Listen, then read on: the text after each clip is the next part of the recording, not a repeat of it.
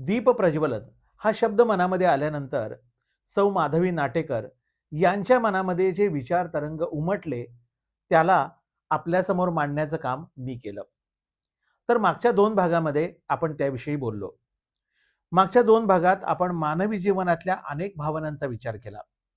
असहाय्यता, इच्छा भेटीची, एक शब्द प्रेम, समर्पण अशा शब्दातून माझ्या मनामध्ये आलेले विचार आपल्यासमोर मांडले.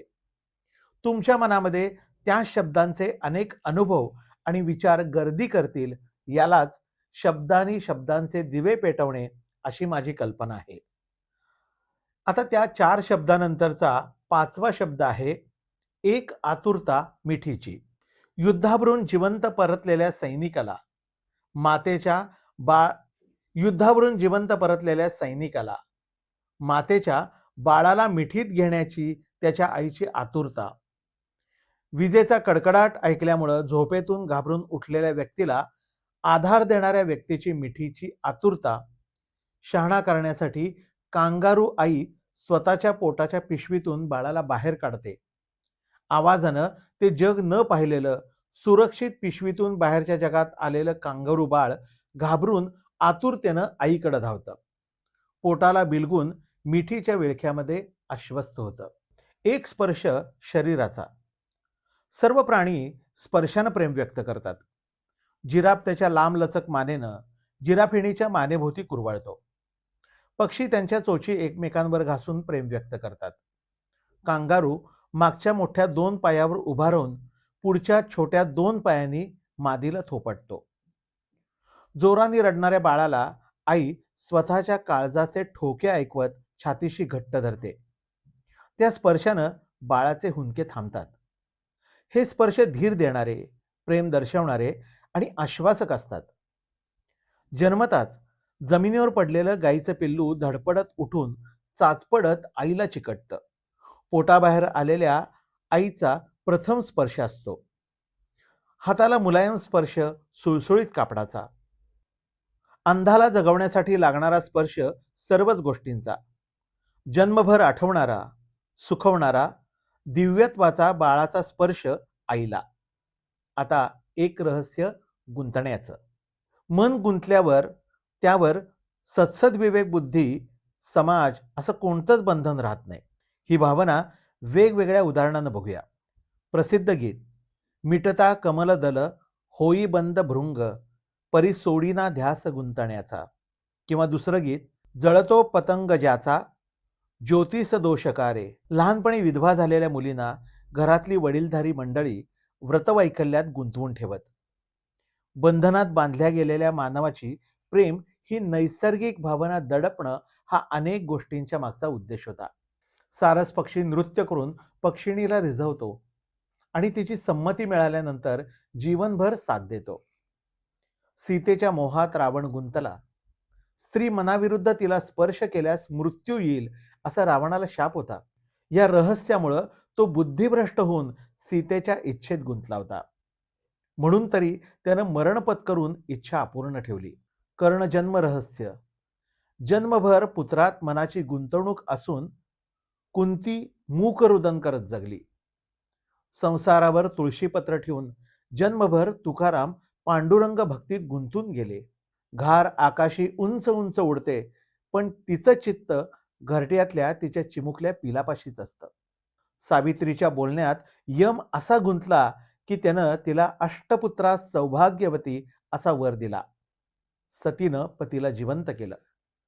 जीवापाड गुंतण्याचं श्रेष्ठ उदाहरण म्हणजे मीरेच आहे. कैसी लागी लगन मीरा हो गई मगन. संपूर्ण समर्पण अद्वितीय भक्तीत गुंतून सर्व संग परित्याग करणारी महाराणी मीरा हे भक्तीत बुडण्याचं रहस्य तिच्या सासरी समजण्यापलीकडे होतं. आता एक अभिलाषा स्पर्शाची. समोर दिसणारी प्रत्येक गोष्ट हातात घेऊन तोंडात घालण्याची प्रतिक्षिप्त क्रिया प्रत्येक बाळ करत असतं.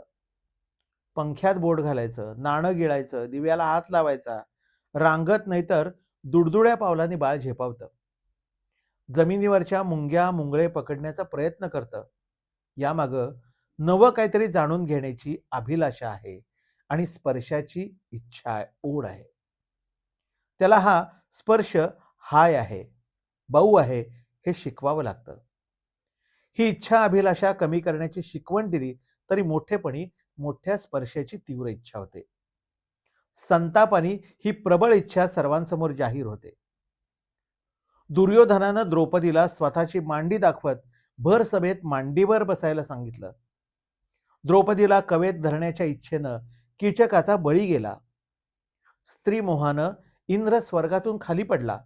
जुळजुळतं पाणी, पांढरा लुसलुशीत ससा, दरवर्षी हसऱ्या सुंदर बालकाचा गोरा गुबगुबीत गाल, याला स्पर्श करण्याची ओढ ही अभिलाषा आहे.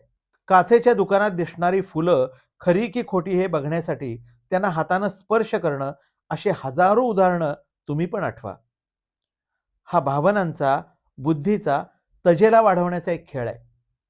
एका विचारातून दुसऱ्या विचारांचा दिवा पेटवला जात आहे.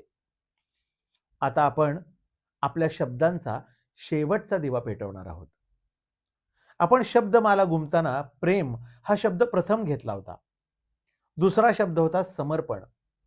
पुढचा शब्द होता असहाय्य. या शब्दानंतर चौथा शब्द इच्छा भेटीची. या सगळ्यावर विचार केला. आतुरता मिठीची आणि स्पर्श शरीराचा या शब्दांनी माझ्या मनात उमटलेल्या भावतरंगांना मी शब्दबद्ध करून तुमच्यापर्यंत पोहोचवलं.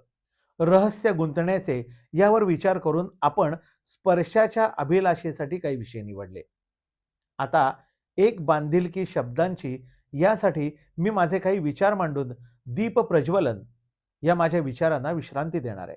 त्यापूर्वी रक्षाबंधन, आवळी पूजन आणि भोजन याबद्दलच्या अभ्यासपूर्ण, सर्वांना अपरिचित संकलित केलेली मी माहिती माधवी नाटेकर अमृतधारा या लिंकवर प्रसारित केलेली आहेच. या लिंकवर माझी गाणी पण उपलब्ध आहेत. आता शेवटच्या शब्दाकडे वळूया. एक बांधिलकी शब्दाची. शब्दाची बांधिलकी जपणारा युधिष्ठिर द्यूतात हरल्यानंतर सर्व संघ परित्याग करून राजवैभव सत्ता सोडतो. पित्याच्या आनंदासाठी तारुण्यात प्रतिज्ञा करणारा देवव्रत भीष्म नावानं अजरामर होतो. अजन्म ब्रह्मचारी राहीन हा त्याचा शब्द त्याच्या वचनाची बांधिलकी दाखवतो. कवच कुंडल देणारा दानशूर कर्ण आठवतो.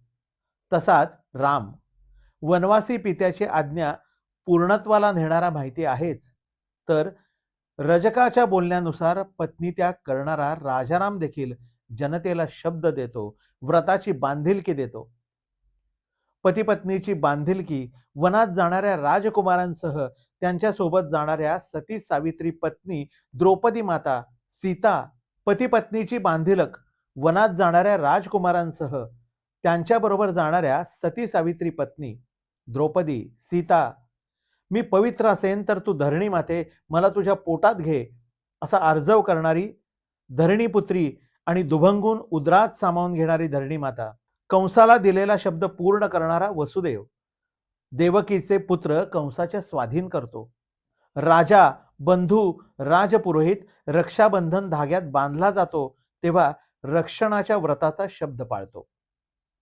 निशब्द बांधिलकी राखी पौर्णिमेच्या ओवाळणीतून दिली जाते. आज माझी आणि मला ऐकणाऱ्या तुम्हा सर्वांमध्ये एक अमर प्रेमाची बांधिलकी निर्माण झालेली आहे. ही रुजवलेली बांधिलकी भव्य वृक्षामध्ये रूपांतरित होऊ दे आणि अनेक शाखांसहित चारी दिशांना फोफावू दे, अशीच ईश्वरचरणी प्रार्थना करून हा दीप प्रज्वलन हा भाग आम्ही समाप्त करत आहोत.